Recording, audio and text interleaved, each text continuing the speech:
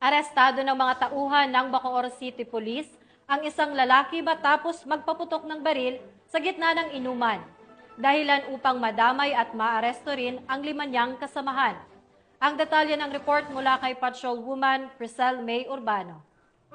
Tao ang naaresto ng mga tauhan ng Bacoor Component City Police Station matapos masangkot sa kaguluhan at iligal na pagpapaputok ng baril sa Barangay Bayanan, Bacoor City, Cavite. Kinilala ang pangunahing suspect na si alias Arthur, residente ng Quiapo, Maynila, habang ang kanyang mga kasamahan ay sina alias Ricky, Miko, Lito, Ronnie, pawang mga residente ng Bacoor City, Cavite, at si alias RR mula naman sa Pasig City.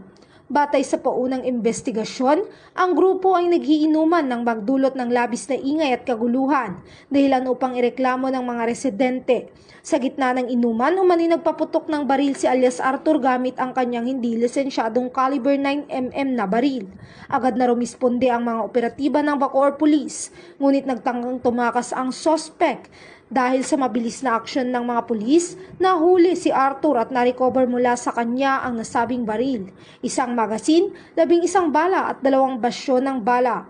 Samantala, nahaharap si alias Arthur sa mga kasong paglabag sa alarm and scandal, illegal discharge of firearms at Republic Act 10591 o ang Illegal Possession of Firearms and Ammunition Act. Samantalang ang 5 niyang kasamahan ay sasampan din ng kasong alarm and scandal.